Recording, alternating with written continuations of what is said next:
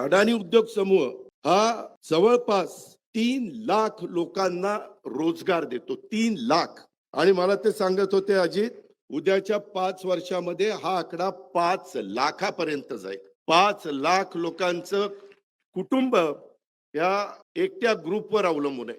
म्हणजे माणसाचं विजन असेल, कष्ट करण्याची तयारी असेल, त्याच्यामध्ये आपण हे करायचंच ही जिद्द असेल, आज तुम्हाला विश्वास बसणार नाही, जवळपास त्यांनी गुजरातमध्ये 2 लाख एकर अक्षरशः अशी बॅरन लँड, तिथं काही उगवत नाही, झाड नाही, झुडूप नाही, अशा पद्धतीची लँड त्यांना तिथं मिळाली.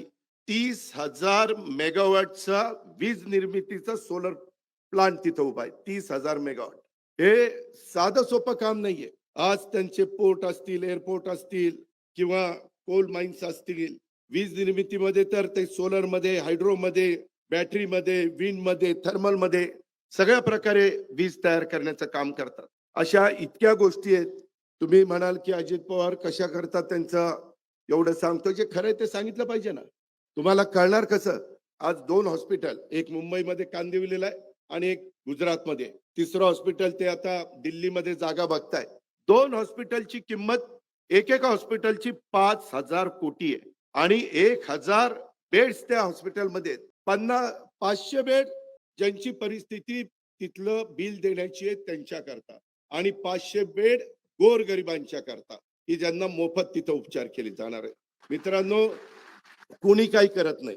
मी आपल्याला सांगतो, मी आता त्यांचा टर्नओव्हर वगैरे सांगत नाही कारण मला माहिती नाही, पण मी एवढं सांगतो, सध्या त्यांचा सीएसआरचा फंड 1,000 कोटी आहे. सीएसआरचा फंड 1,000 कोटी. तो नफ्यातला 2% त्याच्यात असतो. मग हिशोब तुम्हीच आता करा.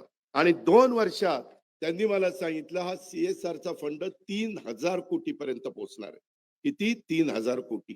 त्यांनी 60 वर्षामध्ये पूर्ण झाली. 60,000 कोटी रुपये बाजूला ठेवली. त्याच्या व्याजातनं पण ते अनेक प्रकारच्या वेगवेगळे गोरगरिबांना मदत करण्याचं काम, ज्याची समाजाला गरज आहे ते गरज भागवण्याचं काम हा उद्योग समूह त्या ठिकाणी करतो. आणि अशा उद्योग समूहाच्या प्रमुखाच्या हस्ते आज आपण इथल्या एका नवीन इन्स्टिट्यूटचं उद्घाटन त्या ठिकाणी केलेलं आहे. त्याही गोष्टीचं समाधान आहे.